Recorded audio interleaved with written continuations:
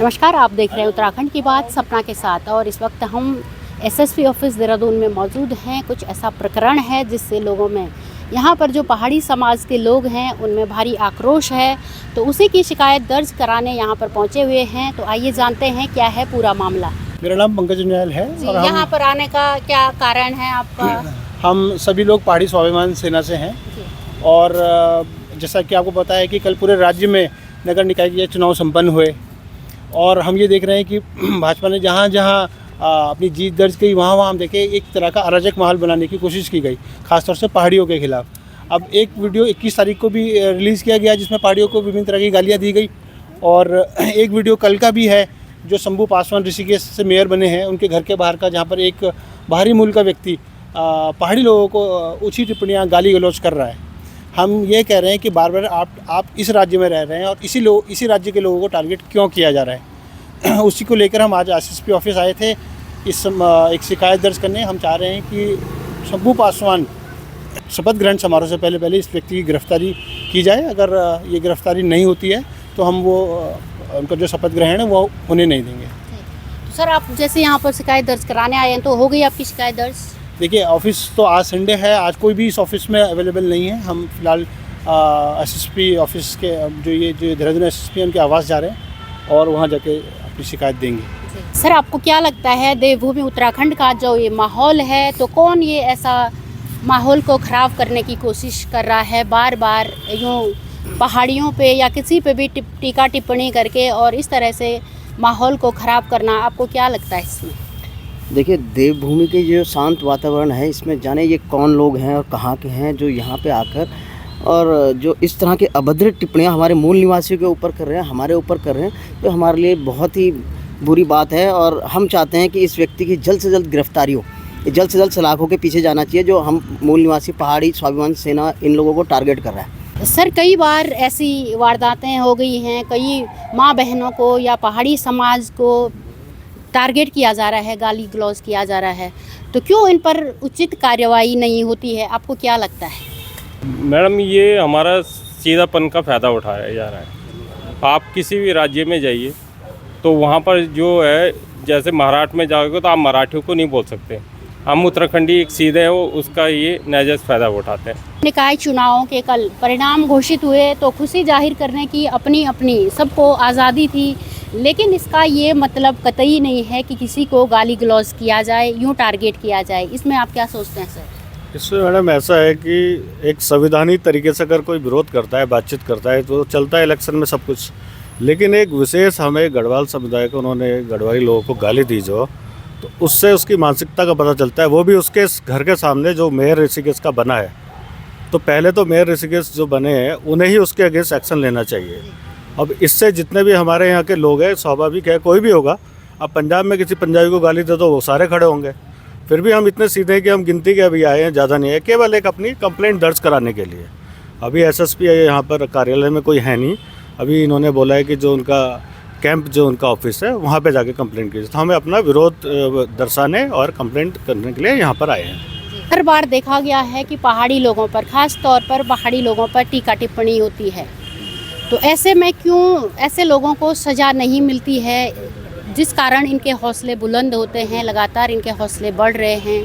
तो क्या ये सही तरीका है अपनी जीत को सेलिब्रेट करने का? भले ही हमें फंडामेंटल राइट्स मिले हैं कि बोलने की आज़ादी है, लेकिन ऐसा भी क्या बोलना कि किसी और को दुख दे? देखिए, बिल्कुल आप बात सही कह रही हैं, सबको अपनी अभिव्यक्ति व्यक्त करने की छूट है, परंतु किसी विशेष समुदाय के लिए अगर इस तरह की टीका टिप्पणी बहुत गलत है और हमारे अपने गढ़वाली समाज के लिए ये एक बहुत बड़ी तमाचा है हमारे गाल पे। हम लोग इस जो इन्होंने कल रात को ये अभद्र टिप्पणी करी, ये मेरे ख्याल से जिस भी मूल के रहे होंगे, इन्होंने अगर इस तरह की अभद्र टिप्पणी करी तो हमारे पूरे गढ़वाली समाज को एक होके उसके खिलाफ एक बड़ा आंदोलन यहाँ पे खड़ा करना चाहिए था। परंतु ये बड़ा दुर्भाग्य की बात है कि हम लोग यहाँ पे गिने चुने यहाँ पे लोग आए हैं।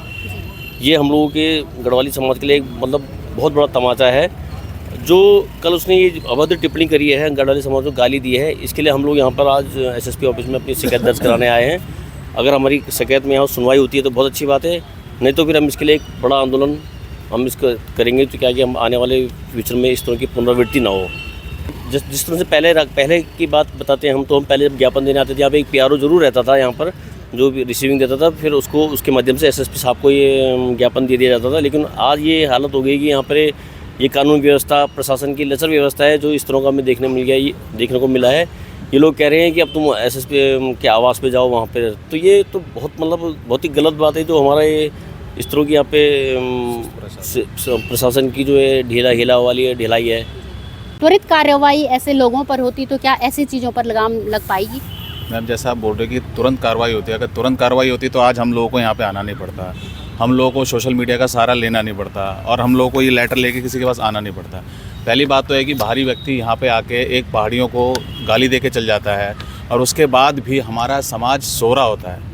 अगर यही चीज़ उनके राज्य में आके अगर उनको गाली दी जाती, या बंगाल में बंगाली गाली दी जाती, जो भाजपा आज बंगालियों को वहाँ जाके बोलती है ममता बनर्जी के समर्थक ऐसा कर रहे हैं वैसा कर रहे हैं, तो वही चीज़ हमारे साथ हो रहा है यहाँ पे।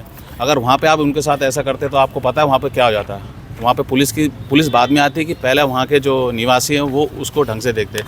आज हमको यहाँ पे आना पड़ रहा है, इसी वजह से आना पड़ रहा है कि हमारा समाज सो चुका है। बोलते सब हैं कि हमारे अंदर एकता नहीं है, हमारे अंदर एकता नहीं। हमारे अंदर एकता क्यों नहीं है? क्योंकि हम इतने इन सत्ताधारियों के उसमें जा चुके हैं कि हमें अपना अधिकार हम भूल गए हैं। सिर्फ किस चक्कर में, इन 2-3 लोगों के चक्कर में हम भूल गए हैं। जैसे यहाँ पे आपने देखा होगा भी कल रात को एक भारी व्यक्ति ने हमारी पहाड़ को गाली दी है, तो पहाड़ को गाली दी है तो वहाँ ऋषिकेश में होते हुए हमारे पहाड़ी समाज भाई कहाँ है? जो देहरादून में हम लोग आज आपके सामने ये पत्र लेके आए हैं, यहाँ पे SSP साहब को ये पत्र देने आए हैं, उससे पहले तो वहाँ पे जो पहाड़ी समाज मेरे भाई बहनें हैं जिनको गाली दी गई है, उनको वहाँ जाके सबसे पहले उसे पकड़ना चाहिए था और तुरंत कार्रवाई होनी चाहिए थी। इसमें मैं कहीं ना कहीं मानता हूँ कि जो पुलिस प्रशासन है वो भी बहुत सुस्त है, और वो भी सरकारों के कहने पर ही चलता है, और उनके ही कहने पर वो कार्रवाई करता है। तो तुरंत कार्रवाई होनी चाहिए, तुरंत से तुरंत, और बड़ी से बड़ी सज़ा होनी चाहिए कि आगे से कोई ऐसी गलती दोबारा से ना करे और हमारे समाज को गाली ना दे। भाई, आपको क्या लगता है कहीं एकजुटता और एकमुठता की जो ये कमी है, तो इसी कारण ये खामियाजा देवभूमि उत्तराखंड को भुगतना पड़ रहा है?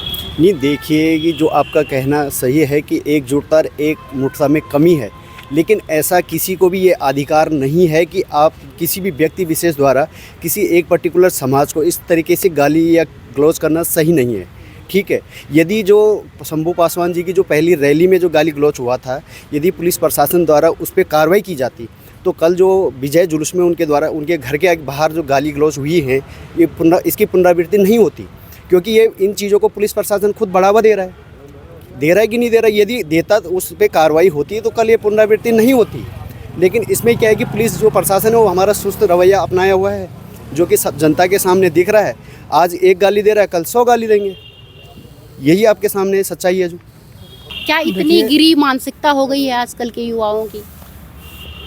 देखिए, बात युवाओं वाली नहीं है ये, और ये पहला इंसिडेंट नहीं हुआ है। इससे पहले जब इनकी प्रचार रैली चल रही थी उसमें भी, और एक इंसिडेंट आपको याद होगा, एक इंसिडेंट पहले भी हुआ था जब बंगाली समुदाय के एक व्यक्ति ने पहाड़ी समाज को गाली दी थी। तो ऋषिकेश में ये आम बात हो गई है। खैर, हम आम जनमानस की बात क्या करें, जब वहाँ के विधायक ही पहाड़ी मूल के व्यक्ति को सरेआम पीट सकता है, तो शय देने वाला कौन है और कौन किसको शय दे रहा है वो चीज़ तो देखी जा सकती है। लेकिन विडंबना देखिए कि एक लड़का CM साहब पे टिप्पणी कर देता है, उसको घर से उठा के लेके चले जाते हैं, और ये लड़का कल रात से पता नहीं अभी तक अरेस्ट हुआ या नहीं हुआ, या होगा या नहीं होगा, उसके लिए भी है ना, हम लोग को कोई आइडिया नहीं है स्पेसिफिकली कि अगर वो अरेस्ट उसको किया भी जाएगा या फिर दोबारा किसी शय के अंदर, क्योंकि अब तो सरकार नहीं है उधर, मेयर साहब नए बन चुके हैं वहाँ, उन्हीं के मूल के हैं मैं कहूँगा। तो अब पता नहीं वहाँ वो क्या करते हैं। लेकिन विडंबना है उत्तराखंड के लिए, पहाड़ के लिए, पहाड़ के निवासियों के लिए। सीधे साधे भोलेपन का हमारा फ़ायदा उठा जाता है, और ये पहली बार नहीं, जैसा कि मैंने आपको घटनाएं गिना दी हैं, ये तीसरी चौथी घटना, और पता नहीं कितनी घटनाएं वहाँ जो हैं दबी की दबी रह जाती होंगी।